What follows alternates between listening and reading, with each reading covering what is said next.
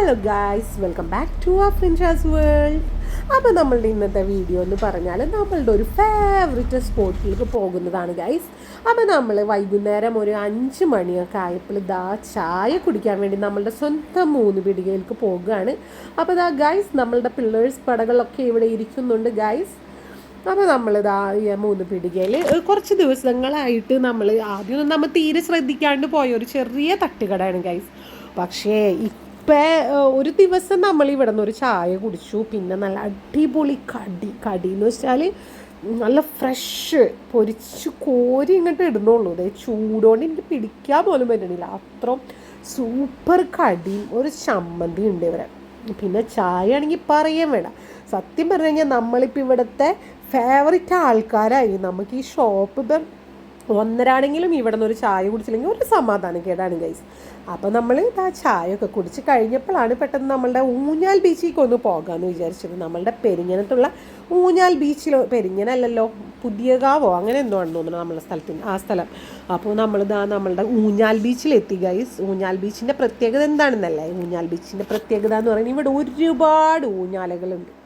ഊഞ്ഞാലകൾ എന്ന് വെച്ചാൽ നമ്മളുടെ ചെറിയ ഊഞ്ഞാലൊന്നല്ല, നല്ല ഭംഗിയുള്ള വലിയ ഊഞ്ഞാലകൾ. അപ്പോൾ ആടുമ്പോൾ തന്നെ ഒരു പ്രത്യേക വൈബാണ് ഗൈസ്. ചായക്കടയുടെ കാര്യം പറഞ്ഞ പോലെ തന്നെ ഊഞ്ഞാൽ ബീച്ചും ഇപ്പം നമുക്ക് ഒരുപാട് ഫേവറേറ്റാണ്. ഈ പറഞ്ഞ പോലെ ഒന്നരാടം അല്ലെങ്കിൽ 2 ദിവസം കൂടുമ്പോഴെങ്കിലും ഇവിടെ ഇങ്ങനെ വരും നമ്മൾ. കാരണം കുട്ടികൾക്ക് ഊഞ്ഞാലാടാം. പിന്നെ ഈ പറഞ്ഞ പോലെ ഈ ചൂട്ടത്ത് നല്ല കാറ്റാണ് ഗൈസ് ഇവിടെ. അപ്പോൾ നമ്മൾ അവിടെ നമ്മളുടെ ബീച്ചിൻ്റെ അടുത്തൊക്കെ അവർ ഇരിക്കാനുള്ള കുറച്ച് സംഭവങ്ങളൊക്കെ ഇങ്ങനെ ഉണ്ടാക്കിയിട്ടുണ്ട്. അപ്പോൾ അവിടെ ഇങ്ങനെ ഇരിക്കും, ഇവർ ഊഞ്ഞാലാടും.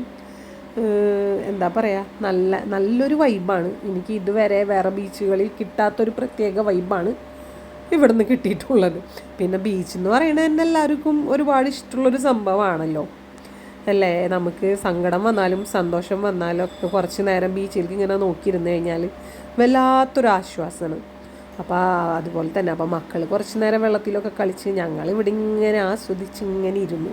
നല്ല കാറ്റും പിന്നെ ആൾക്കാർ പട്ടം പറത്തണമൊക്കെ ഉണ്ടായിരുന്നു. ഇവിടെ തന്നെ തൊട്ടപ്പുറത്ത് തന്നെ പട്ടത്തിൻ്റെ ഒക്കെ കച്ചവടം നടക്കുന്നുണ്ട്. പിന്നെ വേറെയും കുറച്ച് അല്ലറ ചില്ലറ, പിന്നെ നമ്മളുടെ ഉപ്പിലിട്ട സംഭവങ്ങളുടെ ഒരു കട, അങ്ങനെ കുറച്ച് ആൾക്കാർ ഇവിടെ ബിസിനസ്സും നടത്തുന്നുണ്ട്.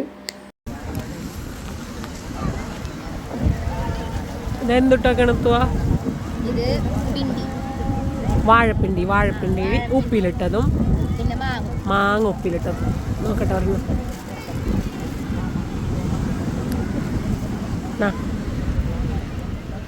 ഓ, ഇത്ര കഴിക്കുമെന്ന് വിചാരിച്ചില്ല.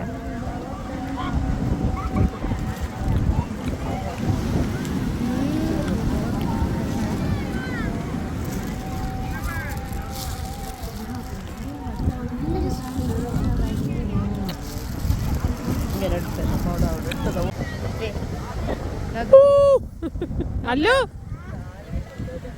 നോക്കല്ലേ വീഴോ.